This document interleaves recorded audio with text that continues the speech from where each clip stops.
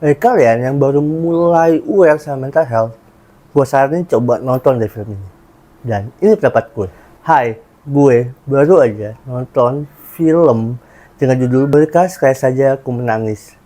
Film ini diperanin sama ada Dikta, ada Prilly Latuconsina, sama Surya Saputra, dan banyak artis lain. Dan sumpah ini film, nggak tau deh. Gue sebenarnya udah nonton, ada 2 film yang gue tonton akhir-akhir ini.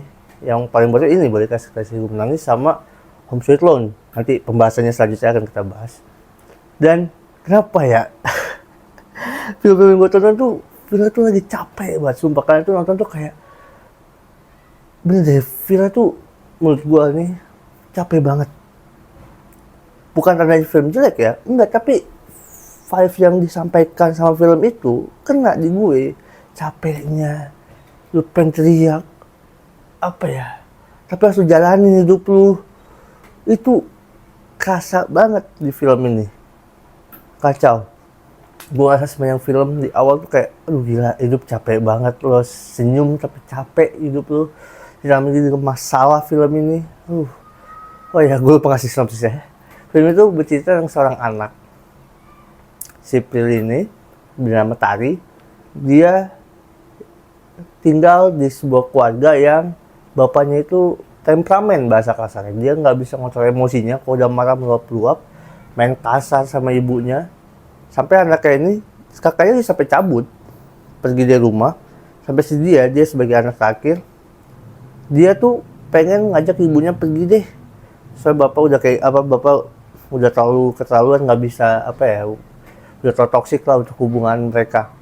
Tapi ibunya tuh kayak, bapak pasti bisa berubah dan lah.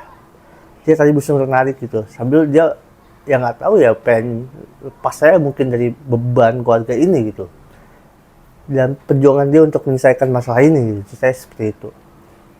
Dan ya itu, jadi problemnya itu complicated. Film ini menurut gue bagus banget, walaupun memang ada beberapa fase yang kerasa kalau patah, tapi kena poinnya loh. Nggak patah yang kayak, loh kok begini, nggak. Mereka tuh berusaha untuk, walaupun dibikin fase cepet, agak nggak cepetin, tapi poinnya kena. Maksudnya mau kayak gini, diginin dulu, mau begini, diginin dulu. Dan menurut gue itu masih bisa gue maafkan, walaupun ada beberapa yang, ini kan banyak kasus masalah mental health ya. Tokoh utama memang si Prilly, tapi si Dikta punya peran. Dan menurut gue si Dikta ini problemnya juga lumayan complicated. Dan tapi pada saya itu terlalu kayak terak selesai gitu. Walaupun poinnya untuk mengubahnya itu dapat, reasonnya gue paham, tapi kayak bisa digodok lagi sebenarnya. Tapi gue mungkin pahamnya ini film buat bioskop, terbentur oleh waktu yang mereka cuma filmnya 109 menit ya, kalau nggak salah 102 menit. Ya jadi berusaha pasti dipadetin gitu kan. Gue paham, tapi bisa lebih dimaksimalin lagi gitu. Dan ya masalah si Prilly ini, si Tari ini complicated, penyelesaiannya juga enak dan reasonable. Jadi menurut gue, kenapa gue bilang tadi bagi kalian yang mulai aware sama mental health, coba nonton film ini kan. Di sini kita mungkin sadarin kalau mental health itu perlu kita jaga, perlu kita lindungi, perlu kita support orang-orang sekitar kita. Karena ya ini belajar gimana cara kita untuk menyembuhkan diri dari masalah mental kita. Cara kita untuk berani speak up, berani lepas, jangan ditumpuk, beranilah untuk melawan trauma kita di masa lalu gitu loh. Kayak gitu-gitu. Jadi penyelesaiannya juga enak banget cara menyelesaikannya. Yang gue suka adalah, yaitu karena dia pintar banget mainin sebelumnya ada momen ini, biar bikin triggernya sebelum ini, dan semuanya dapat. Jadi pas kayak bikin puzzle, masuk. Finishing besarnya ini, belum besar nih, makin kena. Kacau. Sumpah. Gila. Dan menurut gue yang bikin berhasil sampai si ending ini kena banget adalah acting pemainnya. Ini acting pemainnya. Gila bro.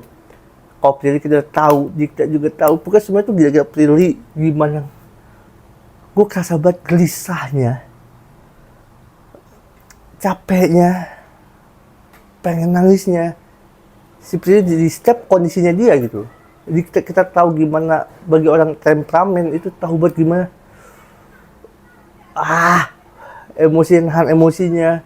Dan si bapaknya yang di Surya Saputra itu wah gila banget. Ini salah satu acting yang menurut gue emang level ya, emang jam terbang. Ada beberapa adegan yang gue rasa itu turn point banget untuk perubahan karakter si ayah ini. Dan itu kerasa gimana dia mulai, egonya mulai turun, gelisahnya karena dia melakukan kesalahan yang lebih besar lagi. Kisahnya itu kerasa parah itu. Wah, itu actingnya bagi gue itu kelas banget gitu loh. Di saat dia merasa lost, itu momen-momennya wah kacau deh. Gila, actingnya gila, filmnya konklusinya juga asik. Walaupun gue nggak sadar sebenarnya ada satu momen lagi, satu adegan kalau bisa dimasukin. Walaupun gue paham juga kenapa nggak dimasukin, karena ya background-backgroundnya kan problem mereka seperti itu gitu. Jadi kayak mungkin kurang, masih ada yang ngeganjel, jadi kayak hal itu nggak terjadi, jadi masih wajar. Tapi kalau pengen dibikin hancur lagi sebagai kita penonton, sebagai si bapaknya, momen ini dimasukin, yaitu adegan ngemeluk bapaknya di belakang, nanti kok kalian tuh kayak akan paham kapan adegan itu kalau ada makin hancur, itu pasti makin pecah lagi tangisnya gitu. Tapi overall ini asik banget. Dan gue banget lagi, yang paling gue suka juga di film ini adalah beberapa sinematografinya, permainan kameranya. Ada beberapa adegan tuh simple banget, orang cerita dibikin, biasanya kan stand ya, diem ya kameranya, ini enggak, gerak sah. Simple, gerakan simple tapi makin intim, makin kerasa, makin jalan, kayak dibikin hanyut. Angle-angle dia kan bikin kameranya, pencahayaan juga simple, standar. Karena ya ini kayak slice of life banget, slice of life.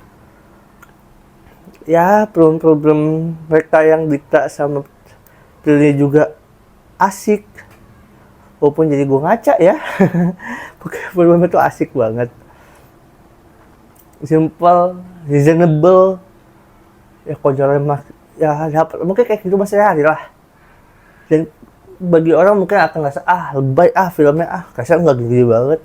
Ya mungkin kalian nggak pernah di posisi itu dalam masalah mental, suatu masalah mental ya, misal kayak yang temperamen, lu mungkin ya bukan yang temperamen, makanya lu nggak relate, lu nggak bisa memaafkan itu, nggak bisa memahami itulah. Lu yang people pleasure karena banyak tekanan dari orang luar atau orang sekitar lu nggak tahu, mungkin ya lu nggak salah baik-baik aja gitu, karena lu nggak di posisi mereka. Tapi bagi orang yang coba memahami dan kenal di posisi itu, menurut gue ini bagus banget, karena gue lumayan punya aware dalam psikologi, jadi gue paham kondisi-kondisi, jadi kena. Apalagi posisi ayahnya pas berubah itu kena banget, itu yang bikin gue makin nangis gue di film ini. Jadi ya ini film bagus banget dari banyak faktor.